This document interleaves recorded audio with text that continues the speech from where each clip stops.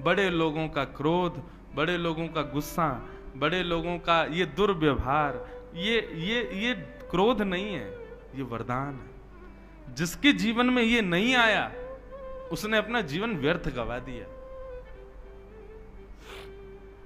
क्रोधापि देवेन वरेण तुल्यम, वही बात यहां परीक्षित कह रहे हैं। बोले गुरुमुख ये मत कहो 7 दिन में मरने का श्राप मुझे लगा है, मुझे तो आशीर्वाद मिला है। और कैसा आशीर्वाद देखो, श्राप को आशीर्वाद माना तो आशीर्वाद ही बन गया। आज तक इस आशीर्वाद का साक्षी पूरा विश्व लेता है भागवत सुन करके, ये आशीर्वाद ही तो था। परीक्षित जी ने अगर उसको श्राप ही माना होता ना तो वो श्राप ही बन गया होता, लेकिन परीक्षित जी ने उसको स्वीकार किया एक आशीर्वाद के रूप में। ऐसी बंधुओं जीवन में कैसी भी स्थिति आवे, विपरीत भी आवे ना, उसको भी भगवत कृपा मानो तो विपरीत स्थिति विपरीत नहीं रहेगी, वो कृपा ही बन जाएगी ठाकुर जी की। आप सकारात्मक बुद्धि से जियो तो सही। हमारे साथ ऐसा हो गया, हमारे परिवार में ऐसा हो गया, मत बोलो ये सब। आप उसको गलत मानोगे तो वो गलत है, लेकिन आप सोचो कि चलो ये गलत हुआ, कोई बात नहीं, ठाकुर जी की कोई और इच्छा होगी, शायद कुछ मंगल करना होगा। आप ऐसा मानेंगे, जैसे ही मानेंगे तुरंत आप देखना कि वो आपको प्रसाद जैसी दिखने लगेगी वो स्थिति। ये मैंने अनुभव किया अपने जीवन में। आप लोग मुझसे भी बड़े हो उम्र में, कई लोग, मेरा तो इतना अनुभव नहीं, पर इतने दिनों में भी जो अनुभव हुआ उसको मैं साझा करूं तो ऐसा ही है कि आप विपरीत स्थिति को भी ऐसा मान लो कि ये ठाकुर जी की इच्छा है, शायद ये मेरा निर्माण इसी से होगा, तो हो ही जाएगा। लेकिन आप उसको गलत नकारात्मक रूप से लोगे कि ये क्या कर दिया भगवान ने, सब गलत कर दिया, ये तो गलत ही हो जाएगा वो। राजा परीक्षित को 7 दिन में मरने का श्राप लगा, लेकिन उन्होंने मुस्कुरा करके वरदान मान करके उसको स्वीकार किया। अपने पुत्र जन्मेजय को राज्य गद्दी पर बिठाया इंद्रप्रस्थ के, और स्वयं आ गए कहां, इसी नगर में। और भ्रमण करते हुए सुखतीर्थ गंगा के तट पर जैसे ही पहुंचे, असंख्य संत बैठे थे वहां पर। सबसे जाकर के राजा परीक्षित ने कहा कि भगवान जल्दी मरने वाले की मुक्ति का उपाय बताइए।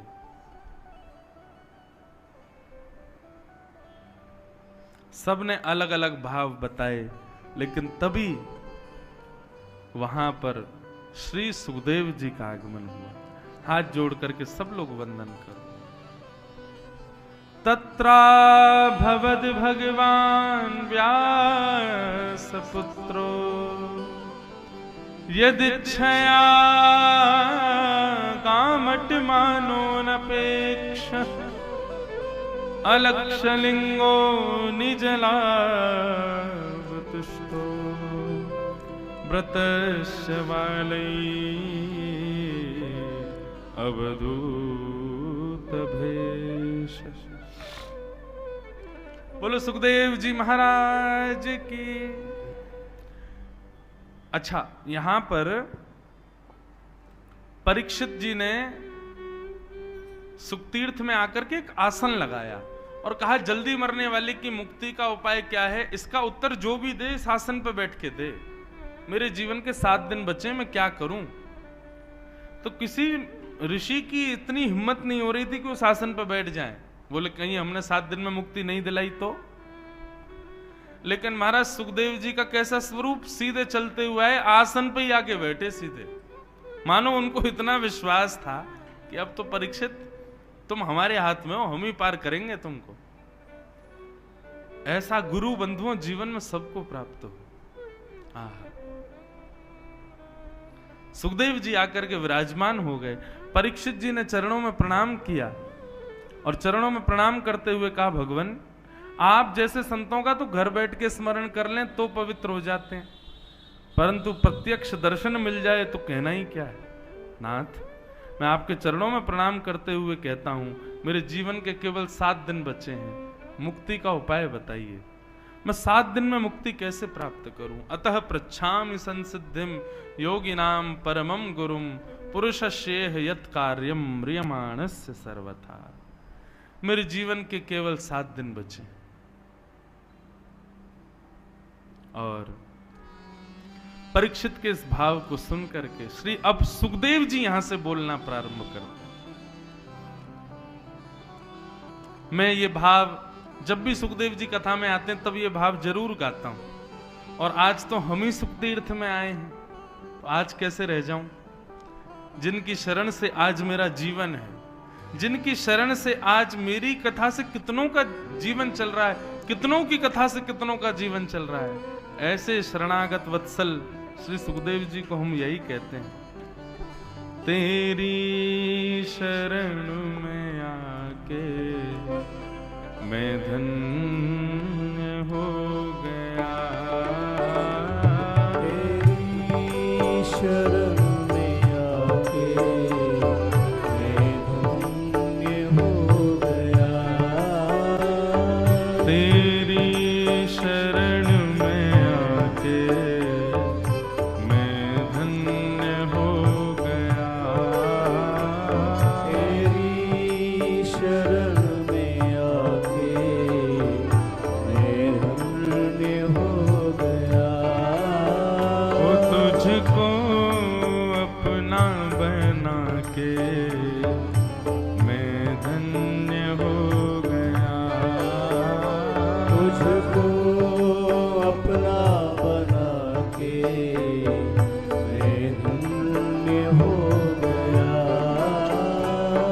जन्मों की प्यास थी जो, जन्मों की प्यास थी जो, जन्मों की प्यास थी जो, जन्मों की प्यास थी जो, संपन्न हो गया, तेरी शरण में आके मैं धन्य हो गया, तेरी शरण में आके मैं धन्य। श्री सुखदेव जी महाराज की।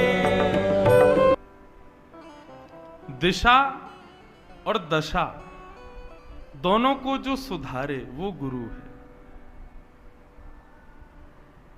अनंत गुरुओं की ऐसी कथाएं आती हैं जिन्होंने अपने वचनामृत से, कल ही मैंने बताई थी, अंगुलीमाल को बुद्ध भगवान ने केवल एक बात कही और उसी से अंगुलीमाल का जीवन बदल गया। ऐसे ही एक भक्त का चरित्र भी हम हिसार में सुना रहे थे, घाटम दास जी। उनका नाम पहले घाटम ही था, दास जी तो वो बाद में बने।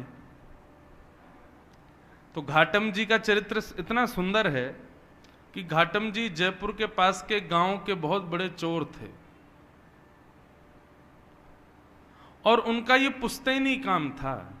दादा परदादा परदादा सब चोर ही थे, वो भी चोर थे। उनके यहाँ एज अ बिजनेस देखा जाता था, इस काम को गलत नहीं मानते थे। तो रात्रि में जब लोग बाग निकलते थे उस नगर से, उस गांव से, तो घाटम जी बैठे रहते थे और उस व्यक्ति को पकड़ करके लूट लेके जाना, यही उनका काम था। एक बार घाटम जी बैठे थे, देखो भगवत कृपा कैसी, गुरु भी बंधुओं भगवत कृपा से ही आते हैं जीवन में। आप सोचो, जो लोग कहते हैं हम ढूंढ रहे हैं गुरु जी कोई मिल जाए तो बनाएंगे, कभी नहीं मिलेंगे। अपने कर्तव्य कर्मों को आप सुदृढ़ करो, ठाकुर जी कृपा करके अपने आप गुरु भेजेंगे आपके जीवन में। घाटम दास जी का कोई पूर्व संचित कर्म ऐसा रहा होगा जिससे उनको, एक दिन रात्रि चोरी करने के लिए जंगल में बैठे थे तो एक गुरु जी आए, एक संत आ गए। संत ने आकर के घाटम दास जी को जब देखा, ए भाई इतनी रात में तुम क्या कर रहे हो? संत भेष देख करके घाटम दास जी ने उनका हरण तो कुछ नहीं किया, बोले संत इनसे क्या लूं? बोले महाराज जी आपसे क्या छुपाऊं, चोर हूं मैं, चोरी करता हूं। संत बोले काम तो अच्छा नहीं है। बोले कि महाराज आपके लिए अच्छा नहीं होगा, पर हमारे तो घर परिवार शतकों से इसी से चल रहे हैं। हमारे दादा परदादा परदादा हम सब चोरी थे, मैं भी चोर हूं। अभी मैं कल परसों से अपने बेटा को भी लाऊंगा, उसको भी सिखाऊंगा, उसको भी सीखना तो है भाई, हमारा पुश्तैनी काम है। संत बोले क्यों करते हो, गलत है ना, किसी की मेहनत की कमाई को तुम ऐसे लूट लेते हो। बोले तो हम भी तो मेहनत करके लूटते हैं, हमारी भी तो मेहनत है। वो व्यक्ति सत्कर्म करके कमा रहा है, हम मेहनत करके पूरा मंत्रणा बना के लूट रहे हैं, तो इसमें भी तो मेहनत है। घाटम दास जी के वचन सुनकर के संत बोले भैया इसके रग रग में चोरी है, नहीं निकल पाएगी। संत ने उनके चरणों में, घाटम दास जी ने चरणों में प्रणाम किया। बोले आप आज्ञा करो, यदि आपके मन में कोई भाव हो तो। बोले भाई तुम मेहनत करके धन कमाया करो। बोले मेहनत ही तो करता हूं नाथ। संत बोले ये नहीं सुधरेगा। संत बोले तो ठीक है, एक काम करो, तुम सब जो मन करे वो करो, 4 काम हमारे कहे के करो। बोले आज्ञा करो। पहला, सदा सत्य बोलोगे, कभी झूठ नहीं बोलना। चोरी की तुमको छूट है, तुम चोरी करो, डकैती डालो, लेकिन तुम सदा सत्य बोलोगे। घाटम दास जी बोले ठीक है। दूसरी बात, साधु संत वैष्णव जब दिख जाएं, जहां दिख जाएं, उनकी सेवा करोगे। घाटम जी बोले जो आज्ञा। तीसरी बात, जीवन में जो कुछ भी पाओगे उसको पहले भगवान को निवेदित करोगे, चाहे चोरी की सामग्री क्यों ना हो, पहले भगवान को अर्पित करो, उसके बाद अपने जीवन में उसका प्रयोग करना जी। और राह चलते किसी भी मठ मंदिर को यदि देखो तो 100 काम छोड़ के पहले वहां प्रणाम करो, दर्शन करो, परिक्रमा करो, फिर आगे चले। ये 4 काम तुमको करने, समझ आ गए कौन कौन से? पहली बात सत्य बोलनी है, दूसरा संत ब्राह्मण वैष्णवों की सेवा करनी है, तीसरा कुछ भी सामग्री लोगे पहले ठाकुर जी को निवेदित करनी है, प्रसाद बना के उसको स्वीकार करना है, और चौथी बात, राह में कोई भी मठ मंदिर मिले पहले वहां प्रणाम करो, फिर आगे चलो। घाटम जी बोले ये तो मैं कर सकता हूं, बस चोरी की छूट है। बोले हाँ खूब चोरी डकैती करो, बस ये 4 काम ध्यान रखना। ऐसा कह के संत चले गए। घाटम जी तो महाराज जब ऐसे ही रहने लगे, सत्य बोलते थे, संतों की सेवा करते थे, कोई भी चोरी करते पहले भगवान को देते, फिर अपने प्रयोग में लेते, और कहीं भी कोई मंदिर मिलता प्रणाम करते। गुरु के बताए मार्ग पर चल रहे थे तो चोरी में उनको और ज्यादा लाभ होने लग गया। अब ज्यादा ज्यादा गहने मिलने लगे और ज्यादा उनके घर को लाभ होने लगा। घाटम जी बड़े खुश, बोले बढ़िया गुरु जी मिले हैं, बस ये 4 सरल से नियम बता गए हैं, सब बढ़िया चल रहा है। एक दिन गुरु जी ने घाटम जी को निमंत्रण भेजा कि हमारे मठ का उत्सव है, पधारो और कुछ सेवा करो यहाँ पे। तो घाटम जी बोले गुरु जी के उत्सव में सेवा करनी है, कोई छोटी मोटी सेवा नहीं, ऐसी सेवा करूं कि पूरा उत्सव का सारा खर्चा मैं ही करूं, तब मुझे सुख मिलेगा कि मैंने गुरु जी को दक्षिणा दी। बोले उसके लिए बड़ी चोरी करनी पड़ेगी, क्या करें? तो बोले कि महाराज जिस नगर में हम रहते हैं वहां के राजा के बड़े मूल्यवान घोड़े हैं, यदि एक घोड़ा उनमें से चुरा लिया जाए और उसके बदले जो धन आए वो इतना धन होगा कि गुरुजी के एक नहीं 6-7 उत्सव मैं ही करवा दूंगा। तो घाटम जी ने एक सिपाही का रूप धारण किया, राजा के दरबार में जाने लगे। द्वारपालों ने पूछा कहां भाई, कहां कहां कहां घुसे चले जा रहे हो भीतर, कौन हो? थे तो सिपाही वेश में। अब पूछा कौन हो, तो सत्य बोलते थे। बोले चोर हूं, चोर हूं, चोरी करने आया हूं। तो सिपाहियों को ऐसा लगा कि भैया ये कोई राजा का अंतरंग व्यक्ति है और हमने इससे पूछ लिया कि तुम कौन हो, तो इसको बुरा लग गया है, इसलिए ये व्यंग में बोल रहा है कि चोर हूं। अरे भैया क्षमा करो, जाओ जाओ भीतर जाओ। घाटम जी बड़े खुश, सत्य बोल रहा हूं फिर भी देखो आज्ञा मिल रही है, जाओ। घाटम जी भीतर गए, राजा के 4 घोड़े थे, उनमें सबसे महंगा घोड़ा काला वाला था, वही चुराया, उस पर बैठ करके और महाराज बाहर निकलने लगे। तो सिपाहियों ने फिर पूछा, बोले ये तो राजा का घोड़ा है, इसको लेके कहां जा रहे हो? बोले बताया था ना चोर हूं, चोरी करने आया हूं, घोड़ा चोरी करके ले जा रहा हूं, अपने घर बेच दूंगा इसको। सिपाहियों को फिर लगा, बोले अब तो कुछ ज्यादा ही बुरा मान गए लगते हैं ये हैं? ये कोई राजा के कार्य से आया व्यक्ति है, हम बार बार इसको टोक देते हैं तो बेचारा बुरा मान जाता है, अपने आप को चोर बताता है। अरे भैया क्षमा करो, तुम जाओ जाओ ले जाओ। घाटम दास जी ले गए। घाटम दास जी घोड़े पर बैठे, बोले गुरुजी की पहली आज्ञा पूर्ण हो गई। गुरुजी ने कहा था जो भी सामग्री लो पहले ठाकुर जी को निवेदित करो। हे ठाकुर जी, ये घोड़ा आपका ही है, ये राजा का नहीं है, मेरी मन बुद्धि स्वीकार कर चुकी है, ये आपका है। ऐसा कह करके जा रहे थे। अब राजा को कहीं निकलना था, उसने अपने घोड़े बुलाए। किसी ने आके बताया, बोले एक काला वाला घोड़ा तो है ही नहीं महाराज। पूछा गया तो सिपाहियों ने बताया, बोले एक व्यक्ति आया था वो लेके चला गया। पूरी बात बताई, बोले उसने बताया भी था मैं चोर हूं। राजा बोले तो तुमने उसको पकड़ा क्यों नहीं? बोले हमको लगा इतना सत्य कौन बोलता है, वो बोल रहा था कि मैं चोर हूं, चोरी करने आया हूं, लाग जाके बेच दूंगा। तो हमको लगा महाराज का कोई निज सेवक है, बुरा मान गया इसलिए ऐसे बोल रहा है, इसलिए छोड़ दिया। जाओ पकड़ो, ज्यादा दूर नहीं गया होगा। सैनिक दौड़े पीछे।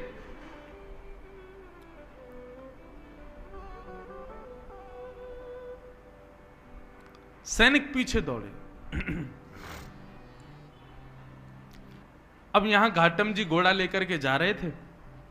रास्ते में ही एक मंदिर मिल गया और मंदिर में पूजा सेवा चल रही थी।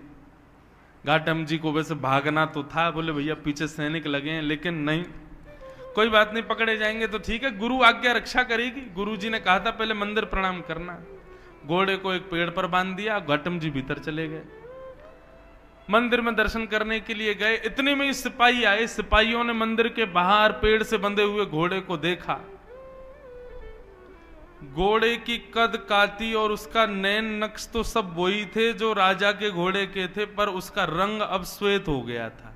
वो काला नहीं था, अब सफेद हो गया था। क्यों? क्योंकि घाटम जी ने उसको भगवान को निवेदित कर दिया था। बोले ठाकुर जी आपका है। ठाकुर जी ने उसका रंग ही बदल दिया। बोले राजा का तो काला था, भगवान का तो सफेद है। सैनिक गए महाराज, सैनिक सब घेर के खड़े थे। घाटम जी अंदर से मंदिर से पूजा पाठ करके परिक्रमा करके बाहर आए, देखा सैनिक खड़े। सैनिकों ने पूछा, हाँ भाई ये घोड़ा किसका है? राम जी का। सत्य बोल रहे हैं, मैंने तो निवेदित कर दिया उनको। बोले तुम राजा के यहां से चुरा के लाए हो ना इसको? बोले हाँ ये बात सत्य कि राजा के यहां से चुराया, पर मैंने अब ये ठाकुर जी को दे दिया है, अब ये ठाकुर जी का है। तो क्या बकवास करते हो? और ये काला था, ये गोरा कैसे हो गया? बोले वो तो मैं भी सोच रहा हूं कि ये गोरा कैसे हुआ। मुझे ऐसा लगता है राम जी को गोरे घोड़े पसंद होंगे, इसलिए उन्होंने इसको गोरा कर दिया। सैनिकों के दिमाग में बात ही नहीं घुस रही घाटम की। बोले बोल क्या रहा है? बोले भाई कद काटी तो वही है, सब नैन नक्श वही है राजा के घोड़े के जो थे, ये गोरा कैसे हो गया? तो घाटम जी बोले मैं बोल भी तो रहा हूं कि मैंने चुराया, और जब चुराया था तब काला था, पर राम जी को निवेदित किया तो गोरा हो गया। सैनिक बोले ऐसे काम नहीं, इसको पकड़ के ले चलो, ले चलो इसको। पकड़ के राजा के सामने ले गए। राजा ने कहा भाई घोड़ा तो ये मेरा ही है, पैरों में नाल भी वैसी, आंख भी वैसी, कान भी वैसे, गले के बाल भी वैसे, सब कुछ, लेकिन ये गोरा कैसे हो गया? और 1 घंटा भी नहीं हुआ तुमको चोरी किए, इतनी जल्दी कोई पुताई करके रंग तो बदल नहीं सकता, ये रंग इसका गोरा कैसे हुआ? घाटम जी बोले क्योंकि नाथ ये पहले आपका था, अब ये राम जी का है। बोले राम जी का मतलब? बोले मैंने राम जी को निवेदित कर दिया, उनको दे दिया, प्रसाद बन गया, अब ये उनका प्रसाद है, उनको गोरे घोड़े पसंद होंगे इसलिए गोरा हो गया। आपका ही है, मैं मानना हूं मैंने ही चोरी किया है, पर ये अब राम जी को दे के मैंने गोरा करवा लिया। राजा का भी सर घूमने लगा। बोले ये कैसा व्यक्ति है, क्या बोल रहा है? बोले सुनो ये झूठ बोल रहा है, ये चोर को बचाने का प्रयास कर रहा है। चोर तो इसने भगा दिया असली घोड़े के साथ, और ये नकली घोड़ा लाके हम लोगों को गुमराह कर रहा है। नहीं नहीं महाराज मैं झूठ नहीं बोलता, ये आपका ही घोड़ा है। बोले यदि ये मेरा घोड़ा है तो मेरे घोड़े की एक पहचान है कि उसके गले के पास में एक मस्सा है बालों के भीतर। बोले देख लो। आकर के महाराज बाल हटा करके देखे, राजा तो महाराज मूर्छित जैसा हो गया, मस्सा दिख गया उसको। बोले असंभव, ये गोरा कैसे हो गया? बोले मैं बता रहा हूं ना, ये राम जी को निवेदित कर दिया मैंने। राजा चरणों में गिर गए, भैया तू क्या बला है, तू ये बता पहले। सत्य भी बोल रहा है, चोरी भी कर रहा है, सबको बता भी रहा है मैं चोर हूं, सब कुछ कर रहा है, और अब तू ये है क्या? बोले मैं अपने गुरु की आज्ञा का पालन कर रहा हूं, मैं चोरी करता हूं, चोर हूं, पर मैं सत्य बोलता हूं। जो भी सामग्री चुराता हूं पहले भगवान को निवेदित करता हूं, संतों की सेवा करता हूं, और कहीं भी मंदिर दिखे, मठ दिखे तो प्रणाम करता हूं। महाराज राजा बोला ये चोर बनने योग्य व्यक्ति नहीं है। बताओ कितना सत्यव्रत अपने गुरु के वचनों के प्रति। बोले महाराज आपकी आज्ञा हो तो आज से आप हमारे राजगुरु, अब आपको चोरी नहीं करनी है, आप हमारे इस राज शासन के गुरु के रूप में विराजमान हो जाओ। घाटम जी ने जब ये शब्द सुना तो नेत्रों से अविरल अश्रुधार गिरने लगे और अपने गुरुदेव को याद करके रोने लगे। मेरे गुरुदेव की सहज वाणी का मैंने पालन किया, चोरी करता था, सब गलत काम करता था, केवल उनकी वाणी का पालन करने पर आज मुझको एक राजा का गुरु पद भी प्राप्त हुई। यदि मैंने कार्य भी सत्कृत्य किए होते तो आज एक राजा नहीं साक्षात राम जी मुझको गोदी में बिठाते। मैं आज के बाद चोरी नहीं करूंगा। और उस दिन से घाटम जी का नाम बदल गया और उन्होंने अपना नाम रखा घाटम दास। और केवल साधारण सी गुरु आज्ञा से एक चोर, जिसके पुश्तैनी चोर हैं सब, ऐसे घाटम जी परम भक्त वैष्णव हो गए। पर घाटम दास जी पद लिखते थे, उनका एक पद बड़ा सुंदर है। घाटम दास जी क्या गाते? जे नर रसना नाम उचारे, जे नर रसना नाम उचारे। सब लोग ध्यान से सुनना, घाटम जी क्या कह रहे हैं? बोले जो व्यक्ति अपनी जीभ से भगवान का नाम गाता है उसका क्या होता है? केतक बात आप तरवे की, केतक बात आप तरवे की, कोटि पतित निस्तारे, कोटि पतित निस्तारे। जे नर रसना नाम उचारे, जे नर रसना घाटम दास जी कहते हैं यदि तुम सोच रहे हो कि तुम अपना कल्याण स्वयं कर लोगे, कभी नहीं कर पाओगे। जब तक तुम्हारी जिह्वा पर भगवान नाम नहीं आएगा तब तक तुम्हारा कल्याण नहीं हो पाएगा। इसलिए अपनी जिह्वा पर दुनिया भर की सामग्रियों को बैठा करके उसको सुशोभित मत करो। जीव तो तब सुशोभित होगी जब राम नाम इस पर विराजमान होगा।